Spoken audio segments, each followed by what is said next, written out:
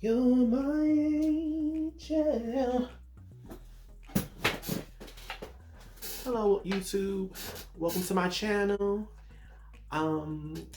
So before you do anything, if you like what you see, you hear, like, subscribe, share, do all that good stuff. I really appreciate it. I'm new to this, so I'm still getting the gist of what this channel is going to be, but I think it's mainly going to be lifestyle experiences, maybe some try on stuff, maybe some hauls. It's going to be your typical, but it's going to be my rendition of it. So I'm going to figure some things out.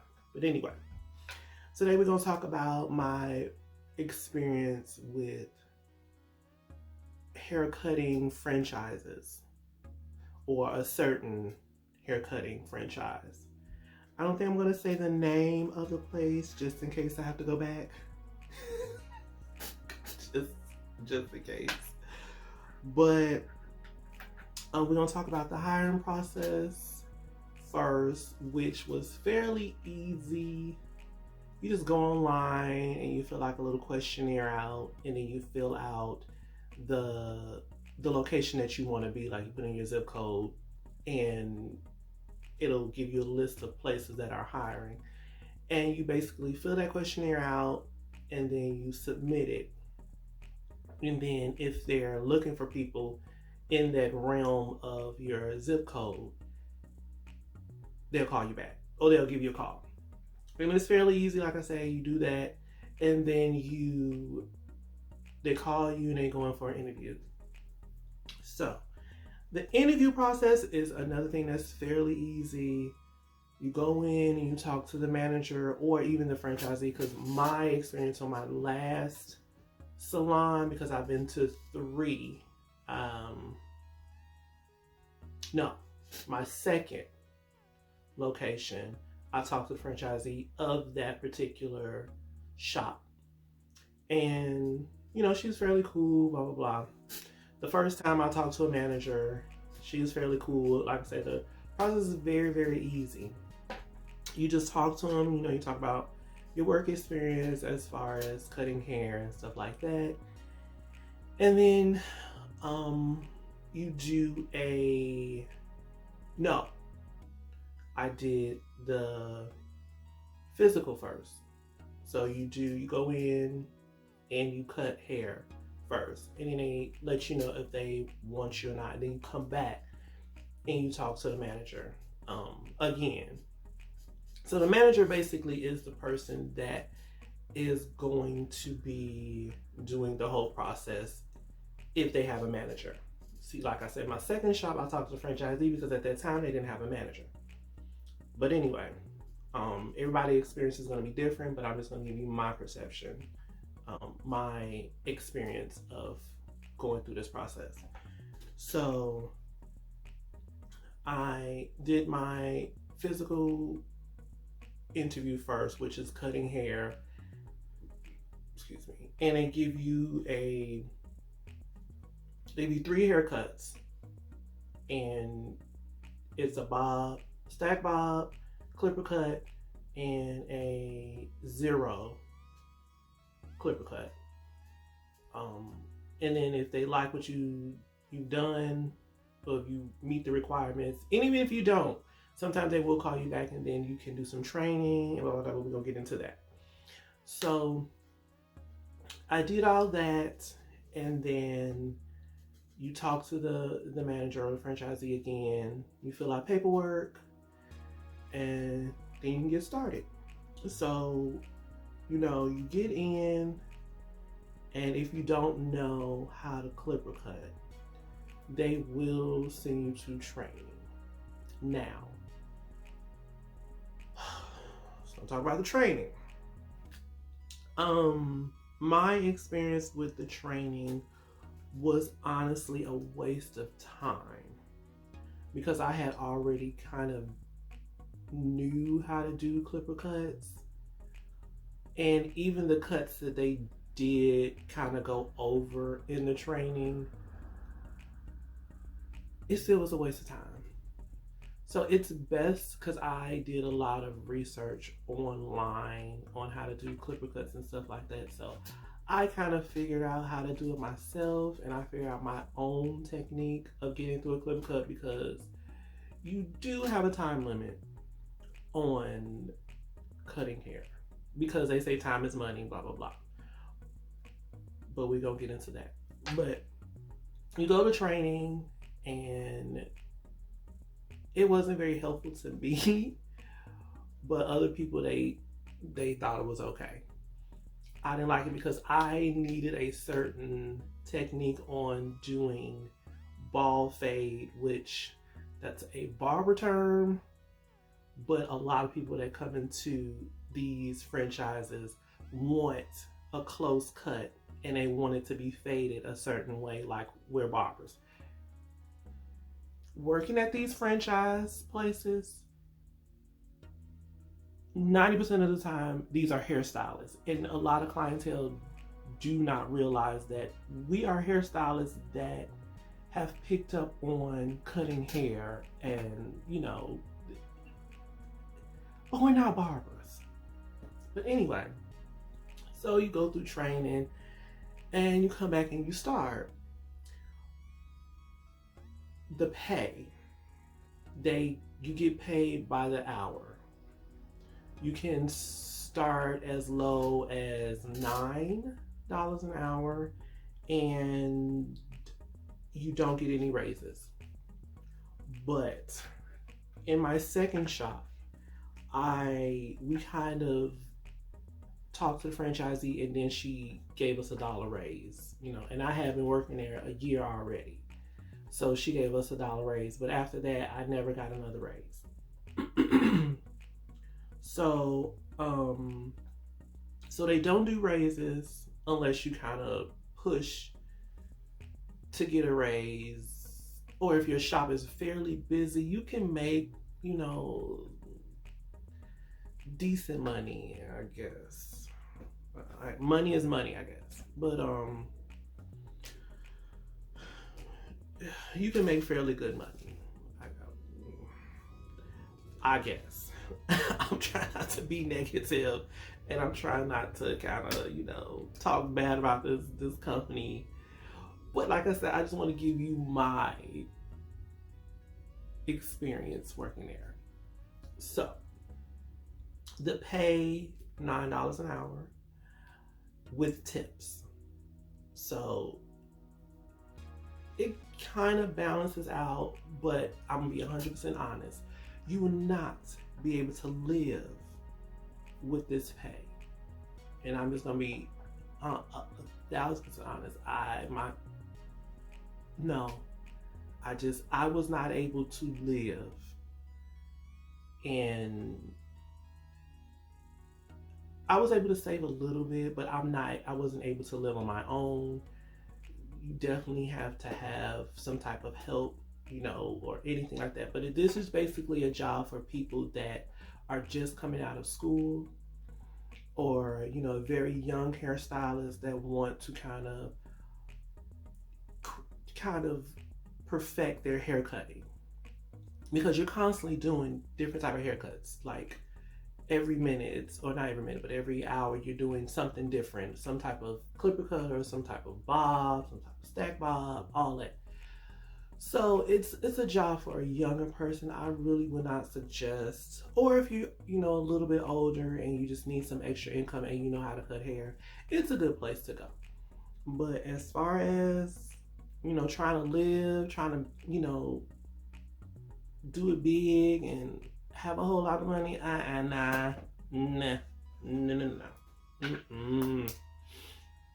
So the pay, yeah, I suggest you get a second job. How about that? Because it's a no.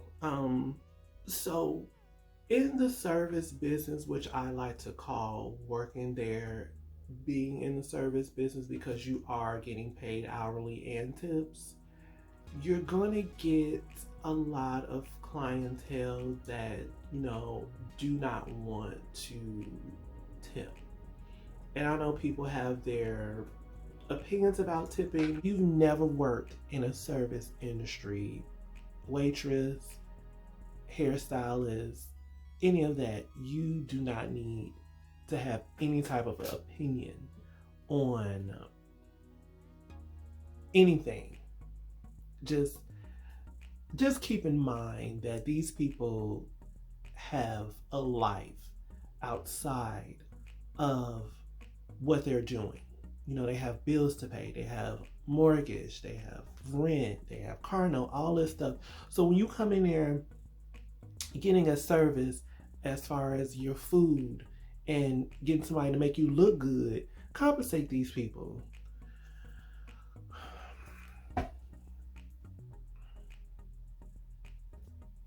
Y'all don't appreciate talent.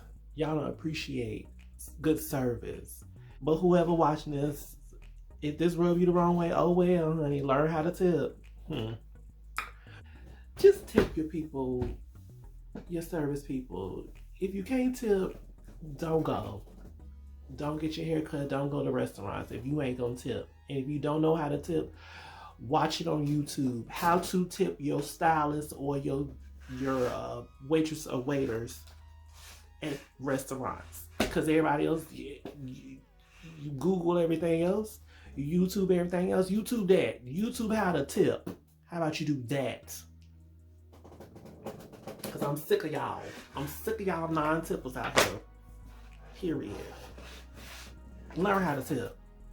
It's just, it's hard, and it's, because let me tell you, the company is not paying us a lot because of, I guess they're bringing in people and you're basically renting a booth.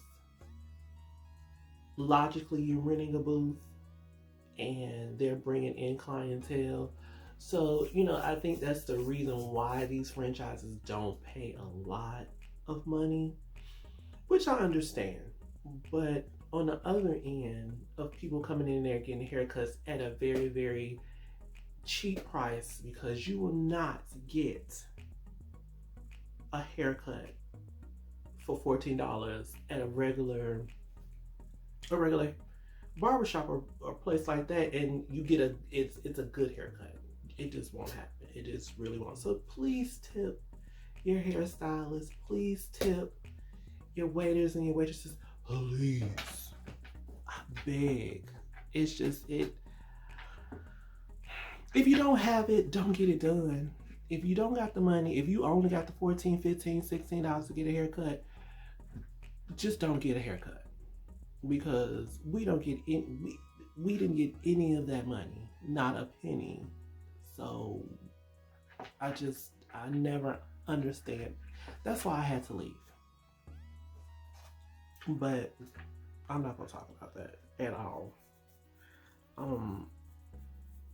And with that, you're getting, with cutting hair for $14 to $16, the clients are very picky, which another thing I don't understand. Like, sir, ma'am, you're getting a discounted haircut, and I know you're paying your money, but baby, this is a $16, $14 haircut. Honey, please sit down, get what you're gonna get, and go. If you don't like it, don't come back. Point blank and period. But don't sit in my chair and you super, super picky. You want this to look a certain way. You want this to flow back this, going this way. You want these layers to cascade over this way. Listen, this haircut is $14. $14. And people, I swear, people are working in the service business has totally changed my perception of how people are. It's just,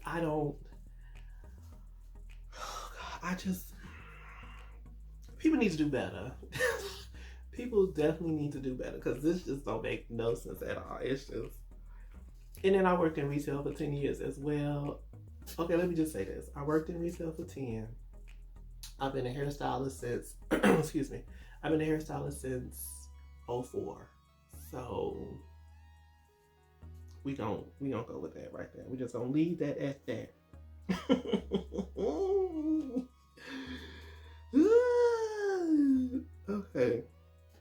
So depending on your location and where you apply, you're going to get some interesting people. So my first shop, I worked in Beaufort. That is north, I want to say North Georgia, I guess you can say.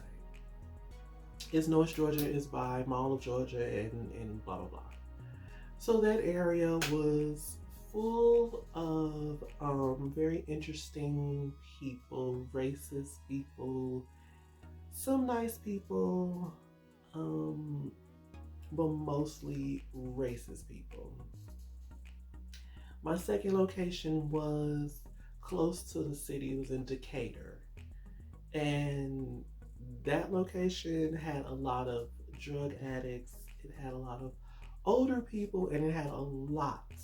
And when I tell you a lot, if anybody knows about Decatur, people know that it's full of foreign people. I'm not going to say the nationality because I don't want to get canceled, but those people are very, very, very, very frugal, and you will not get a tip, and they are super picky as well. My third and final location was downtown Decatur, which was a lot better. It was a lot, but with that as well, they were very picky and very privileged, and they want things a certain way, and then turn around and don't give you any tip. So depending on your location, please be aware of what's around that location, because you're going to get either drug addicts, old people, foreign people, or you're going to get a lot of privileged people that are very frugal.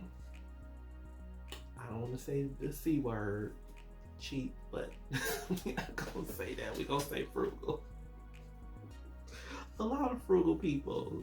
So, like I said, I understand, people, their priorities, are not about spending a lot of money when it comes to their hair and stuff. But like I said, this is a talent, this is a craft for us, and we like to get compensated for our time, for our skill, because it's not easy. All my managers were great. I will definitely say that. All 3 locations, I had really, really wonderful managers. I definitely will say that. So, and I heard so many other people say that their managers were trash, and they give them terrible schedule. And I think it's the franchise that franchisee get on their managers to give the stylists horrible schedules, because even with the best managers I've had, I had some horrible schedules where I was working 8 to 9 days straight if I wanted to go out of town. And they're like, oh, this is their excuse. Oh, I'm giving you, a lot of days so you can have some money when you go out of town. Man, I don't want to work 9 days straight before I go out of town, because when I get out of town, I don't want to sleep for the first 2 days, because I've been on my feet for 9 days straight. It's like, and people are like, oh, can jobs do that? Yeah, they can. Because if you start working on a Wednesday and then you go on into the next week at this particular franchise, your work day, the beginning of the work week starts on Sunday. So if you start working on Wednesday and then Sunday comes around, that's starting a whole new week. Listen, so managers can do the most, but like I said, I think it is the franchisee that is getting to their ear and telling them, just give them a whole bunch of days before they go out of town. But like I said, I just don't think that's a good idea. It's just, that never made sense to me working at this company. It just really never did make sense to me. But like I said, I had some really, really, really good managers. None of them, I always got along with all of them. They're very fair when it came to the schedule, but it really depends on the location. If it's a really busy location, 9 times out of 10, your manager is going to be a mess. It's just point blank and period. The turnaround rate. Me, in my 4 years working at this company, I've seen so many hairstylists come and go. So many. I've seen some go and the same ones come back because the money is constant money, because you know, $2-3, you know, you might get. At my last shop, I was getting $10 tips, which was amazing. But after my first day,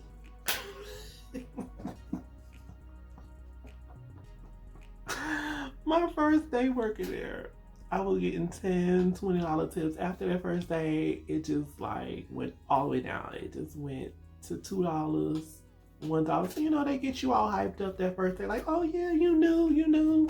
Let me give you some tips and stuff. And then after that first day, it was just like, what happened?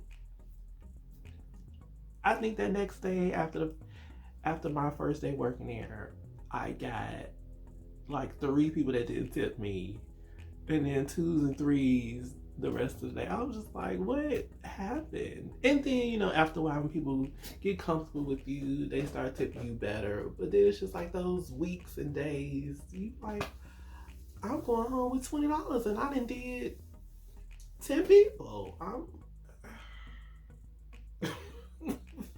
But like I said, the turnover rate is very, very high because of the company not paying their stylists enough, and the stylists finding a better place to work. Because that's why I had to leave. You know, I left not knowing what I'm going to do in life, you know, which is going to be another video. But excuse me.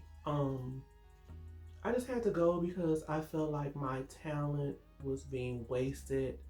I felt like my talent was being taken advantage of. So I had to go. And I don't think I'm going to go back to cutting hair after this experience, because it has definitely hindered my confidence. I mean, I cut hair very well, but it just, my self-esteem, it kind of shoots you down because you feel like you're not getting what you're worth, and I don't like that, because a hairstylist, I think, should be top tier as far as pay, or people should, and I hate to say people should, but people should want to pay their hairstylists more than what they're worth, especially if they're good. It's like you coming back to me constantly and you continuously don't want to compensate me. Like, you come and you request me, and that's another thing. You come into a place and you request somebody and you still giving them $2 or $1 or no money at all, you can go to hell. Straight to hell. Period. Because at my second shop, I had these guys, they used to come in there all the time and request me, and they would get mad when I would be leaving or whatnot, but you didn't give me no money. You didn't want to tip me, but you wanted me to cut your hair because I was one of the best in there, and you didn't want to compensate me. But then you want to get mad when I decided I didn't want to cut your hair anymore, because it's like, sir, I'm spending 30 minutes on this haircut when I was supposed to spend 15 to 13 minutes on your haircut. I'm spending 30 minutes on your haircut, and you don't want to give me no money. Bye. Goodbye. Goodbye. So that's why the turnover rate is so high at this company. So I would say, this is not your forever. This franchise is not your forever. Haircut time. So this company has a haircut time. All of the franchisees prefer that you cut hair between 13 to 15 minutes. If you can get your haircuts down to 13 minutes, some of them want you to get your haircuts down to like 8 to 9 minutes. I never, if it's not an all over cut, I never can get my haircuts just a regular plain 5, blend it up, and scissor cut the top. I've never done those haircuts in 9 minutes. 15, 13 minutes, sometimes maybe 20 minutes, depending on who the client is. I might spend 20 minutes on you.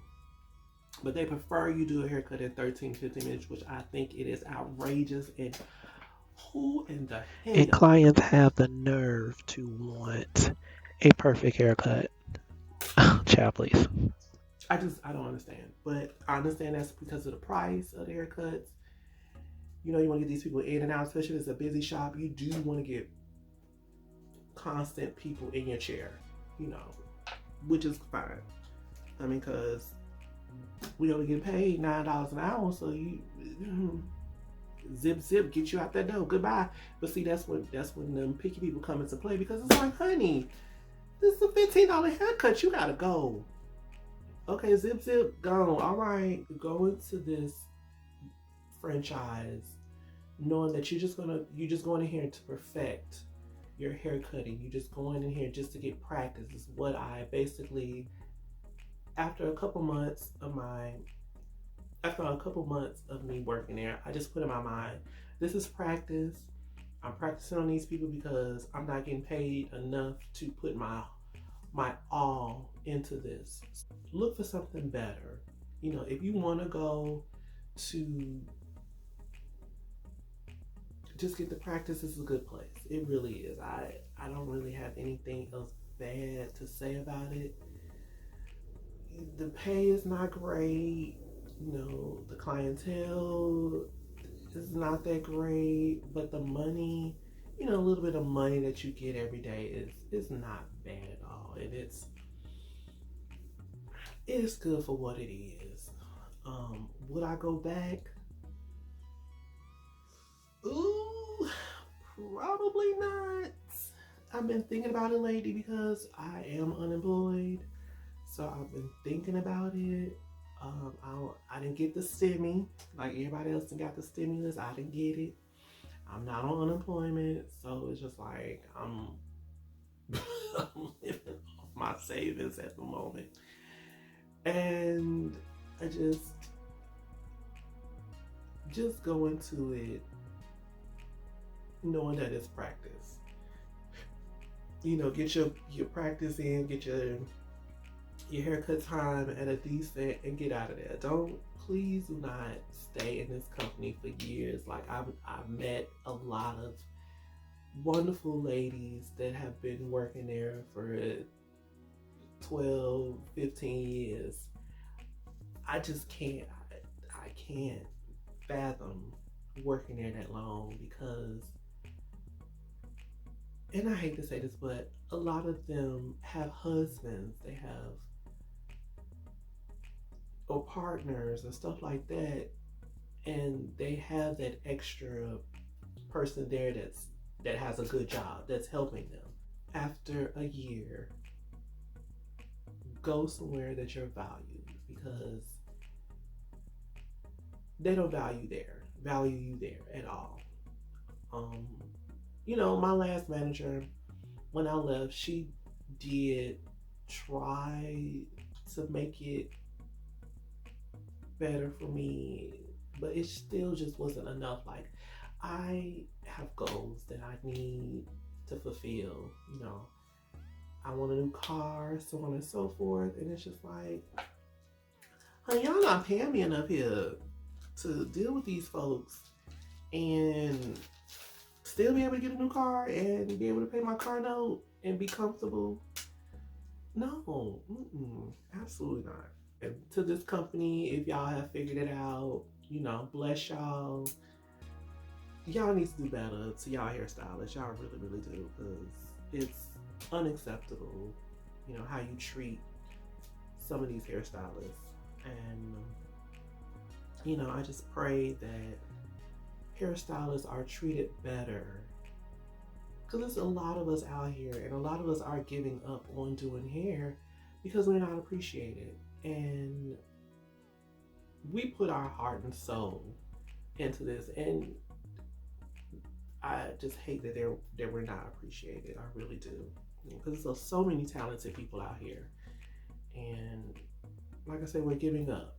Like, I gave up on hair. I'm done. It's just not, it's not fun anymore at all. So that's my video on being a professional hairstylist.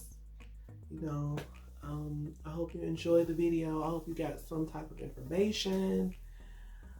I hope you got something out of this video. So would you please like, comment, share. My Twitter is going to be on the screen. So I appreciate you watching, and more videos to come. Like I said, I'm still new at this, so I'm getting the gist of things. Bye.